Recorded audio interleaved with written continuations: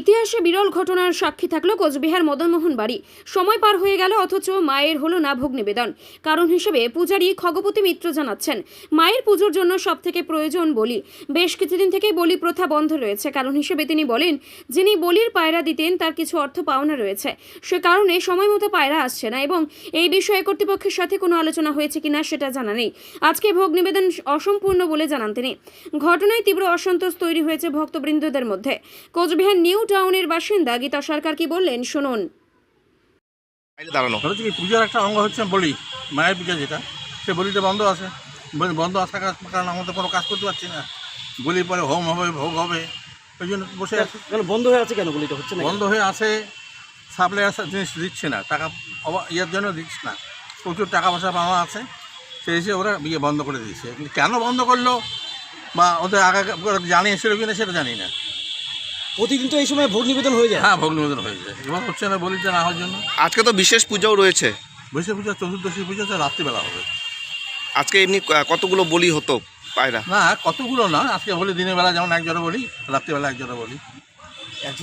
একজোড়া এখানে দুজোড়া, মা তার ঘরে একজোড়া, আর মায়ের এখানে দুজোড়া। মানে এটা কি অনেকদিন পরে নিয়মে ব্যাঘাত ঘটছে এরকম? হ্যাঁ, অনেকদিন পর। এর আগে কোর্স করেছিলেন, এদিকে আমাদের যে জিএম সাহেব গুরুগেলাম এই বলিটার ব্যাপার নিয়ে অনেক কিছু করেছিলেন, কিন্তু হয়নি, বন্ধ করতে পারেন নাই, চালু ছিল। কিন্তু এবার হঠাৎ কেন বন্ধ হয়ে গেল? মানে যার যে বলি সাপ্লাই দেয় তার কি অনেক প্রচুর টাকা বাকি আছে? প্রচুর টাকা বাকি আছে, এটা আমাদের শোনা কথা আর কি। আচ্ছা, তো এখন কি করবেন আপনি, কি ভাবছেন? কিছু করার কি আছে? বলি না হওয়া পর্যন্ত আমরা কিছু করতে পারছি না তো।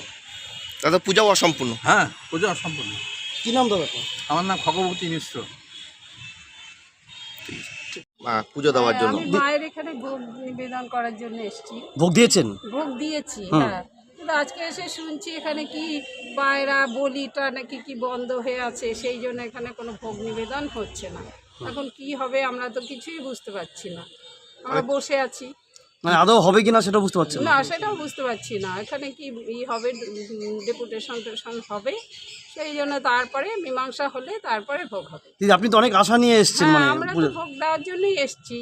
আমরা তো ভোগ জানি দিয়েছেন, না। তাই তো? ভোগ হ্যাঁ, দিয়েছেন? ভোগ দিয়েছি, হ্যাঁ, কিন্তু ভোগ নিবেদন হচ্ছে না। এর আগেও এখানে ভোগ দিয়েছিলেন? হ্যাঁ, অনেক দিয়েছি আগে। ওই সময় কখন ভোগ দেওয়া হতো? 1টা, 12:30, 1টার মধ্যে ভোগ হয়ে যেত। এখন তো সময় পেরিয়ে গেছে। হ্যাঁ, 1:30 মতো বাজতে চলছে। 1:30 এখনো ওখানে পায়রা আসেনি, কিছুই আসেনি? এখনো পায়রা আসেনি, কিছু না। হ্যাঁ, এটা নাকি চিরাচরিত ঐতিহ্য মদন বাড়ির। তা দিদি, এখন কি খারাপ লাগছে তো তাতে? ভোগটা আদৌ হবে হ্যাঁ, কিনা? আমাদের তো ভোগটা আদৌ হবে কিনা আমাদের তো একটু কষ্টই হচ্ছে না। আপনি কি আজকে কোনো মানসিক পূজা ছিল কি? মানসিক না, আমি এমনি পুজো দিতে এসেছি। কি নাম দিদি? আমার নাম গীতা সরকার। গীতা সাহা সরকার, গীতা সরকার। বাড়ি কোথায়? নিউ টাউন, ভালমোড়ের আগে।